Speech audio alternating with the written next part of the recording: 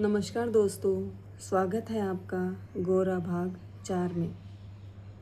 अंग्रेज़ी नॉवेल विनय ने बहुत पढ़ रखे थे, किंतु उसका भद्र बंगाली परिवार का संस्कार कहा जाता। इस तरह उत्सुक मन लेकर किसी स्त्री को देखने की कोशिश करना उस स्त्री के लिए अपमानजनक है और अपने लिए निंदनीय। इस बात को वह किसी भी तर्क के सहारे मन से निकाल न सका। इससे विनय के मन में आनंद के साथ साथ ग्लानि का भी उदय हुआ। उसे लगा कि उसका कुछ पतन हो रहा है। यद्यपि इसी बात को लेकर गोरा से उसकी बहस हो चुकी थी, फिर भी जहाँ सामाजिक अधिकार नहीं, वहाँ किसी स्त्री की ओर प्रेम की नज़रों से देखना उसके अब तक के जीवन के संचित संस्कार के विरुद्ध था। विनय का उस दिन गोरा के घर जाना नहीं हुआ। मन ही मन अनेक सवाल जवाब करता हुआ वह घर लौट आया। अगले दिन तीसरे पहर घर से निकलकर वह घूमता फिरता अंत में गोरा के घर पहुंचा। वर्षा का लंबा दिन बीत चुका था और संध्या का अंधकार घना हो चुका था। गोरा बत्ती जलाकर कुछ लिखने बैठ गया था। गोरा ने कागज की ओर आंखें उठाए बिना ही कहा, क्यों भाई विनय, हवा किधर की बह रही है? उसकी बात अनसुनी करते हुए विनय ने कहा, गोरा तुमसे एक बात पूछता हूँ। भारतवर्ष क्या तुम्हारे नज़दीक बहुत सत्य है, बहुत स्पष्ट है? तुम तो दिन रात उसका ध्यान करते हो, किंतु कैसे ध्यान करते हो? गोरा कुछ देर लिखना छोड़कर अपनी तीखी दृष्टि से विनय के चेहरे की ओर देखता रहा। फिर कलम रखकर कुर्सी को पीछे की ओर झुकाता हुआ बोला, जहाज का कप्तान जब समुद्र पार कर रहा होता है, तब खाते पीते सोते जागते जैसे सागर पार के बंदरगाह पर उसका ध्यान केंद्रित रहता है, वैसे ही मैं भारतवर्ष का ध्यान रखता हूँ। विनय, और तुम्हारा यह भारतवर्ष है कहाँ? छाती पर हाथ रखकर गोरा ने कहा, मेरा यहाँ का दिशा सूचक दिन रात जिधर सुई किए रहता है वहीं। तुम्हारे मार्शमैन साहब की हिस्ट्री ऑफ इंडिया में नहीं? विनय, जिधर को वह सुई रहती है उधर कुछ है भी? उत्तेजित होकर गोरा ने कहा, है कैसे नहीं? मैं राह भूल सकता हूँ, मैं डूब सकता हूँ, किंतु मेरी उस लक्ष्मी का बंदरगाह है फिर भी है। वही मेरा परिपूर्ण भारतवर्ष है, धन से पूर्ण, ज्ञान से पूर्ण, धर्म से पूर्ण। वह भारतवर्ष कहीं नहीं है और है केवल यही चारों ओर फैला हुआ झूठ। यह तुम्हारा कलकत्ता शहर, ये दफ्तर, यह अदालत और ये कुछ एक ईंट पत्थर के बुलबुले। छी छी। यह बात कहकर कुछ देर गोरा एकटक विनय के चेहरे की ओर देखता रहा। विनय उत्तर न देकर सोचता रहा। गोरा ने फिर कहा, यह जहाँ हम पढ़ते सुनते हैं, नौकरी की उम्मीदवारी में घूमते फिरते हैं, 10 से 5 बजे तक की मुर्दा बेगारी की तरह क्या जाने क्या क्या करते रहते हैं, इसका कोई ठिकाना नहीं है। इस जादू के बने भारतवर्ष को ही हम सच मान बैठे हैं।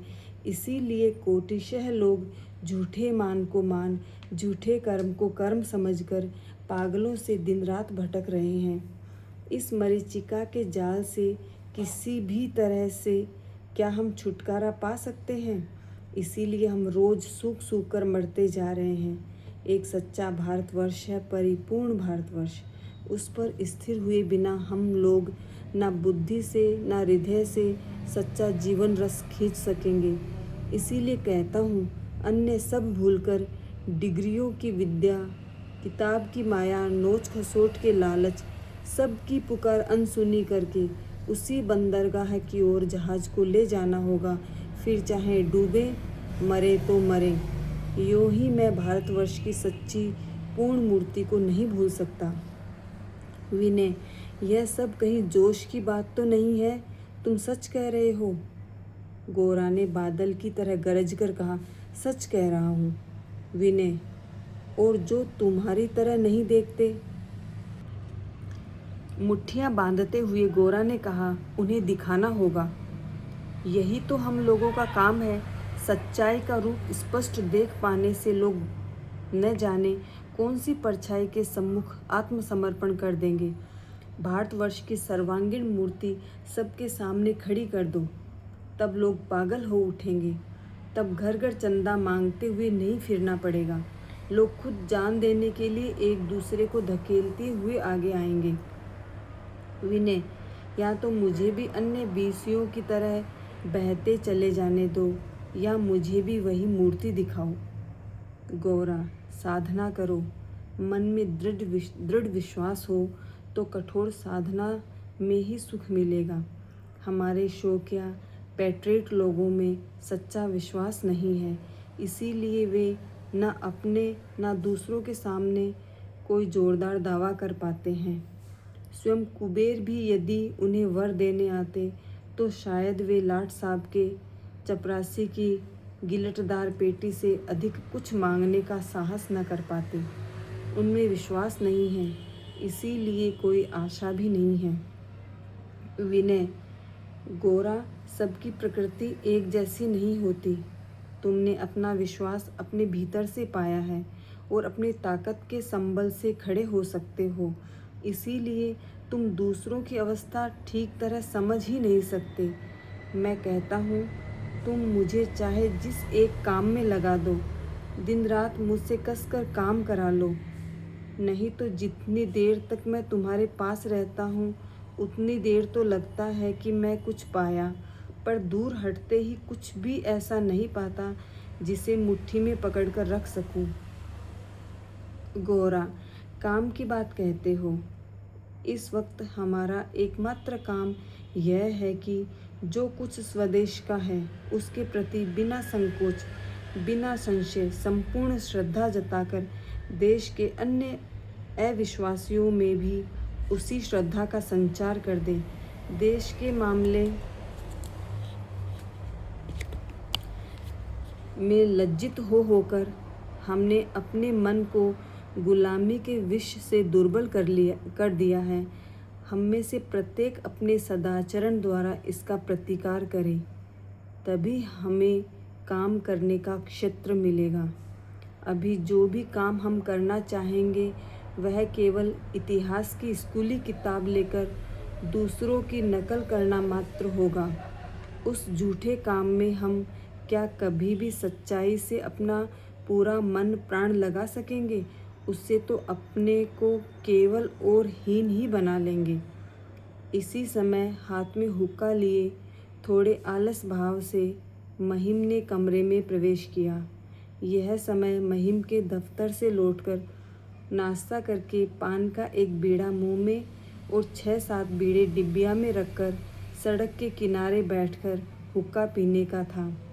थोड़ी देर बाद ही एक एक करके पड़ोस के यार दोस्त आ जुटेंगे, तब ड्योढ़ी से लगे हुए कमरे में ताश का खेल जमेगा। बड़े भाई के कमरे में आते ही कुर्सी छोड़कर गोरा उठ खड़ा हुआ। महिम ने हुक्के में कस लगाते हुए कहा, भारत के उद्धार के लिए परेशान हो, पहले भाई का उद्धार तो करो। गोरा महिम के चेहरे की ओर देखता रहा। महिम बोले, हमारे दफ्तर में जो नया बाबू आया है उसका लकड़बग्घे जैसा मुंह है। वह बहुत ही शैतान है। बाबुओं को बेबून कहता है। किसी की यदि माँ भी मर जाए तो भी छुट्टी नहीं देना चाहता। कहता है बहाना है। किसी भी बंगाली को किसी महीने में पूरी तनख्वाह नहीं मिलती, जुर्माना करता रहता है। उसके बारे में अखबार में एक चिट्ठी छपी थी। पट्ठा समझता है मेरा काम है। खैर बिल्कुल झूठ भी नहीं समझता, इसीलिए अब अपने नाम से उसका एक कड़ा प्रतिवाद छपाए बिना टिकने नहीं देगा। तुम लोग तो यूनिवर्सिटी के ज्ञान मंथन में मिले हुए 2 रत्न हो। जरा यह चिट्ठी अच्छी तरह लिख देनी होगी, जहाँ तहाँ उसमें even handed justice, never failing generosity, kind courteousness इत्यादि इत्यादि फिक्रे जड़ देने होंगे। गोरा चुप ही रहा। विनय ने हंसकर कहा, दादा एक ही सांस में इतने सारे झूठ चला दोगे? महिम, सठे साठ्यम समाचरेत। बहुत दिनों तक उसके साथ में रहा हूँ, सब कुछ मेरा देखा हुआ है। जिस ढंग से झूठी बातें वे लोग चला सकते हैं उसकी प्रशंसा करनी पड़ती है। ज़रूरत पड़ने पर कुछ भी उनसे बचा नहीं है। उनमें से एक झूठ बोले तो बाकी सब गिद्धड़ों की तरह एक ही सुर में हुआ हुआ चिल्ला उठते हैं। हमारी तरह एक को फंसाकर दूसरा वाही वाही पाना नहीं चाहता। यह सत्य जानो, उन्हें धोखा देने में कोई पाप नहीं है। हाँ, पकड़ा ना जाए बस। महिम बात कहकर ही करके हंसने लगा। विनय से भी हंसे बिना नहीं रहा गया। महिम बोले, तुम लोग उनके सामने सच बात कहकर उन्हें शर्मिंदा करना चाहते हो। ऐसी अक्ल भगवान ने तुम्हें न दी होती तो देश की ये हालत क्यों होती। इतना तो समझना चाहिए कि जिसके पास ताकत है, यदि वही सेंध भी लगा रहा हो तो हिम्मत दिखाकर उसे पकड़वाए जाने पर वह शर्म से सिर नहीं झुकाता, बल्कि उल्टे चिमटा उठाकर साधु की तरह हुंकार मारने आता है। बताओ, यह सच है कि नहीं? विनय, यह तो ठीक है। महिम, उससे भी बड़े झूठ के कोल्हू से बिना मूल्य का जो तेल मिलता है, वह एकाध छटांग उसके पैरों पर चुपड़कर यदि कहे, साधु महाराज, बाबा परमहंस जी, कृपा करके अपनी झोली जरा झाड़ दीजिए, उसकी धूल पाकर भी हम तर जाएंगे, तो शायद अपने ही घर के चोरी हुए माल का कम से कम एक हिस्सा फिर भी अपने हाथ लग सकता है और साथ ही शांति भंग की भी आशंका नहीं रहती। सोचकर देखो तो इसी को ही कहते हैं पैट्रियटिज्म। किंतु मेरा भैया बिगड़ रहा है। हिंदू होने के नाते वह मुझे बड़े भाई की तरह बहुत मान देता है। उसके सामने मेरी आज तक की बात ठीक बड़े भाई की सी नहीं हुई। लेकिन भाई, किया क्या जाए, झूठी बात के बारे में भी तो सच्ची बात कहनी पड़ती है। विनय, लेकिन वह लेख मुझे ज़रूर चाहिए। रुको, मैंने कुछ नोट लिख रखे हैं, वह ले आऊं। कश लगाते लगाते महिम बाहर चले गए। गोरा ने विनय से कहा, विनु, तुम दादा के कमरे में जाकर उन्हें बहलाओ, मैं जरा यह लेख पूरा कर लूं। सुनते हो, घबराओ नहीं, तुम्हारे पूजा घर में नहीं आ रही हूँ। हवन पूरा करके जरा उस कमरे में आना, तुमसे बात करनी है। 2 नए सन्यासी आए हैं तो कुछ देर तक अब तुमसे भेंट ना हो सकेगी, यह मैं समझ गई, इसीलिए कहने आई थी, भूल जाना, जरूर आना। यह कहकर आनंदमयी फिर गृहस्थी के काम संभालने लौट गई। कृष्णदयाल बाबू सांवले रंग और दोहरे बदन के व्यक्ति हैं। उनका कद अधिक लंबा नहीं, चेहरे पर 2 बड़ी बड़ी आंखें ही नजर आती हैं। बाकी पूरा चेहरा खिचड़ी रंग की दाढ़ी मूछों से ढका हुआ है। हमेशा गेरुए रंग के रेशमी कपड़े पहने रहते हैं। पैरों में खड़ाऊ, हाथ के निकट ही पीतल का कमंडल रहता है। सामने की ओर चांद दिखाई देने लगी है। बाकी लंबे लंबे बाल सिर के मध्य में एक बड़ी सी गांठ के रूप में बंधे रहते हैं। एक समय पश्चिम में रहते हुए पलटनिया गोरों के साथ हिल मिलकर मांस मंदिरा सभी कुछ खाते पीते रहे। उन दिनों देश के पुजारी, पुरोहित, वैष्णव, सन्यासी अथवा इसी श्रेणी के लोगों से उलझकर उन्हें नीचा दिखाने को भी पौरुष समझते थे। अब ऐसी कोई बात ही नहीं होगी जिसे वे मानने को तैयार न हो। नए सन्यासी को देखते ही साधना की नई रीति सीखने के लिए उनके पास धरना देकर बैठ जाएंगे।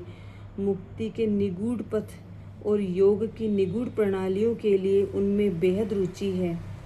तांत्रिक साधना का अभ्यास करने के विचार से कुछ दिन वे उपदेश लेते रहे थे कि इसी बीच किसी बौद्ध श्रमण की खबर पाकर उनका मन फिर चंचल हो उठा है। जब उनकी पहली स्त्री एक पुत्र को जन्म देकर मरी, तब उनकी उम्र कोई 23 बरस की रही थी। लड़के को ही माँ की मृत्यु का कारण मान उस पर रोष करके उसे ससुराल में छोड़कर वैराग्य की सनक में कृष्णदयाल पश्चिम चले गए। वहाँ 6 महीने के अंदर ही काशीवासी सार्वभौम महाशय की पितृहीना नातिन आनंदमयी से उन्होंने विवाह कर लिया। पश्चिम में ही कृष्णदयाल ने नौकरी की खोज की और तरह तरह के उपायों से सरकारी नौकर चाकरों में अपनी धाक जमा ली। इधर सार्वभौम महाशय की मृत्यु हो गई। कोई दूसरा संरक्षक न होने से उन्हें पत्नी को साथ ही रखना पड़ा। इसी बीच जब सिपाही विद्रोह हुआ तब युक्ति से 2-1 ऊंचे अंग्रेज अफसरों की जान बचाकर उन्होंने यश के साथ साथ जागीर भी पाई। विद्रोह के कुछ दिन बाद ही नौकरी छोड़ दी और नवजात गोरा को लेकर कुछ समय काशी में ही रहते रहे। गोरा जब 5 बरस का हुआ तब कृष्णदयाल कलकत्ता आ गए। बड़े लड़के महिम को उसके मामा के यहाँ से लाकर उन्होंने अपने पास रखा और पाल पोस कर बड़ा किया। अब पिता की जान पहचान वालों की कृपा से महिम सरकारी खजाने में नौकरी कर रहा है और तरक्की पा रहा है। बचपन से ही गोरा मोहल्ले के स्कूल वाले बच्चों का सरदार रहा है। मास्टरों और पंडितों का जीना दूभर कर देना ही उसका मुख्य काम और मनोरंजन रहा। कुछ बड़ा होते ही वह विद्यार्थियों के क्लब में स्वाधीनता विहीन कौन जीना चाहेगा और 20 कोटि जनता का घर है गीत गाकर और अंग्रेजी में भाषण देकर छोटे विद्रोहियों का सेनापति बन बैठा। अंत में जब छात्र सभा के झंडे के नीचे से निकलकर वयस्कों की सभा में भी वह भाषण देने लगा तब यह कृष्णदयाल बाबू के लिए मानो बड़े आश्चर्य का विषय हो गया। गोरा की धाक देखते ही देखते बाहर के लोगों में जम गई, किंतु घर में किसी ने उसे ज़्यादा मान नहीं दिया। महिम तब नौकरी करने लगे थे। वे गोरा को कभी पैट्रियट बड़े भैया और कभी हरीश मुखर्जी द सेकंड कहकर तरह तरह से चिढ़ाकर उसे हतोत्साहित करने का प्रयत्न करते। बीच बीच में बड़े भाई के साथ गोरा की हाथापाई होते होते रह गई। गोरा के अंग्रेज द्वेष से आनंदमयी मन ही मन बहुत परेशान होती और अनेक प्रकार से उसे शांत करने की चेष्टा करती, पर सब बेकार। गोरा रास्ता चलते कोई मौका देख किसी अंग्रेज से मारपीट करके अपने को धन्य मानता। इधर केशव बाबू की वक्तृताओं से प्रभावित होकर गोरा ब्रह्म समाज की ओर विशेष आकृष्ट हुआ। उधर ठीक उसी समय कृष्णदयाल घोर रूप से आचारनिष्ठ हो उठे, यहाँ तक कि उनके कमरे में गोरा के जाने से भी वो बेचैन हो उठते। उन्होंने 2-3 कमरों का मानो अपना स्वतंत्र महल बना लिया। घर के उतने हिस्से के द्वार पर उन्होंने साधनाश्रम लिखकर लकड़ी की तख्ती लटका दी। गोरा का मन पिता के इन कारनामों के प्रति विद्रोही हो उठा। ये सब बेकार की बातें मैं नहीं सह सकता, ये मेरी आंखों में चुभती हैं। यह घोषित करके पिता से सभी संबंध तोड़कर गोरा बिल्कुल अलग हो जाने की बात सोचने लगा था, पर आनंदमयी ने किसी तरह उसे समझा बुझाकर रोक लिया था। पिता के पास जिन ब्राह्मण पंडितों का आना जाना होता रहता था, गोरा मौका मिलते ही उनके साथ बहस छेड़ देता था। उसे बहस ना कहकर बल दिखाना ही कहना ठीक होगा। उनमें से अनेक का ज्ञान बहुत साधारण और अर्थलोभ असीम होता था। गोरा को वे हरा नहीं सकते थे, बल्कि उससे ऐसे घबराते थे मानो वह बाधा हो। इन सब में अकेले हरचंद्र विद्यावागीश के प्रति गोरा के मन में श्रद्धा थी। विद्यावागीश को कृष्णदयाल ने वेदांत चर्चा करने के लिए नियुक्त किया था। पहली ही बार उनसे उग्र भाव से लड़ाई करके गोरा ने देखा कि उनसे लड़ाई चल ही नहीं सकती। केवल यह बात नहीं कि वे विद्वान थे, उनमें एक अत्यंत आश्चर्यजनक उदारता भी थी। केवल संस्कृति ऐसी अच्छी और साथ साथ ऐसी प्रशस्त बुद्धि किसी की भी हो सकती है, गोरा इसकी कल्पना भी नहीं कर सकता था। विद्या वागीश के स्वभाव में क्षमा और शांति का ऐसा अविचल धैर्य और गंभीरता थी कि उसके सामने स्वयं अपने को संयम न करना गोरा के लिए असंभव था। गोरा ने हरचंद्र से वेदांत दर्शन पढ़ना शुरू किया। कोई काम अधूरे ढंग से करना गोरा के स्वभाव में ही नहीं था, अतः वह दर्शन की आलोचना में बिल्कुल निमग्न हो गया। इन्हीं दिनों संयोग से एक अंग्रेज मिशनरी ने किसी अखबार में हिंदू शास्त्र और समाज पर आक्रमण करते हुए देश के लोगों को तर्क युद्ध की चुनौती दी। गोरा तो एकदम आग बबूला हो गया। हालांकि वह स्वयं मौका मिलने पर शास्त्र और लोकाचार की निंदा करके विरोधी मत के लोगों को भरसक पीड़ा पहुंचाता रहता था, किंतु हिंदू समाज के प्रति एक विदेशी की अवहेलना मानो उसे बर्छी सी चुभ गई। गोरा ने अखबार में लड़ाई छेड़ दी। दूसरे पक्ष ने हिंदू समाज में जितने दोष दिखाए थे, गोरा ने उनमें से कोई भी जरा सा भी स्वीकार नहीं किया। दोनों पक्षों से लंबी चिट्ठी पत्री के बाद संपादक ने घोषित किया कि इस विषय में और वाद विवाद प्रकाशित नहीं किया जाएगा। गोरा को तब बहुत गुस्सा चढ़ गया था। उसमें हिंदुइज्म नाम देकर अंग्रेजी में एक पुस्तक लिखना आरंभ कर दिया, जिसमें वह अपनी योग्यता के अनुसार सभी युक्तियों और शास्त्रों में हिंदू धर्म और समाज की अनिंद्य श्रेष्ठता के प्रमाण खोजकर संग्रह करने में जुट गया। इस प्रकार मिशनरी के साथ लड़ाई करते करते गोरा धीरे धीरे अपनी वकालत में स्वयं ही हार गया। उसने कहा, हम अपने देश को विदेशों की अदालत में अभियुक्त की तरह खड़ा करके विदेशी कानून के अधीन उसका विचार क्यों होने दें। विलायत के आदर्श से एक एक बात की तुलना कर हम न लज्जित होंगे न गौरव ही मानेंगे। जिस देश में जन्मे हैं उस देश के आचार विश्वास शास्त्र या समाज के लिए दूसरों के या अपने सामने जरा भी शर्मिंदा नहीं होंगे। देश का जो कुछ है सभी को सहर्ष और सगर्व भाव से सिर माथे पर लेकर देश को और स्वयं को अपमान से बचाएंगे। ऐसा मानकर गोरा ने चोटी रखी, गंगा स्नान और संध्या वंदन आरंभ किया, खान पान और छुआछूत के नियम मानने लगा। तभी से वह रोज सुबह माता पिता के चरणों की धूली लेता। जिस महिम को वह बात बात पर क्रेड और स्नोब कह दिया करता था, उसी को देखते ही उठ खड़ा होता और आदर से प्रणाम करता।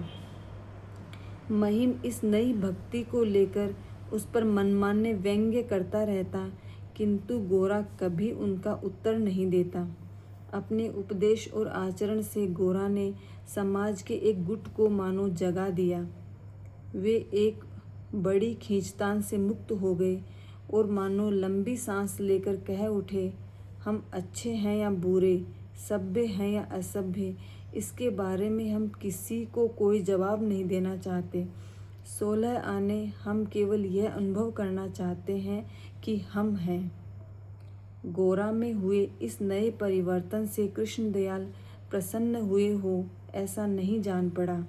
एक दिन उन्होंने गोरा को बुलाकर कहा, देखो जी, हिंदू शास्त्र बड़ी गहरी चीज़ है। ऋषि लोग जिस धर्म को स्थापित कर गए हैं उसकी गहराई को समझना जिस तिस का काम नहीं है।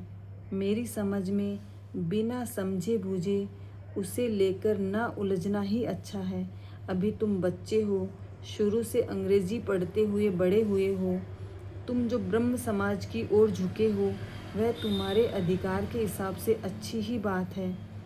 इसीलिए मैंने उसका बुरा नहीं माना, बल्कि उससे खुश ही था। लेकिन अब जिस रास्ते पर तुम चल रहे हो वह किसी तरह ठीक नहीं जान पड़ता। वह मार्ग तुम्हारा नहीं है। गोरा बोला, आप ये क्या कहते हैं बाबा, मैं भी तो हिंदू हूँ। हिंदू धर्म का गूढ़ मर्म आज ना समझ सकूँ तो कल तो समझूंगा।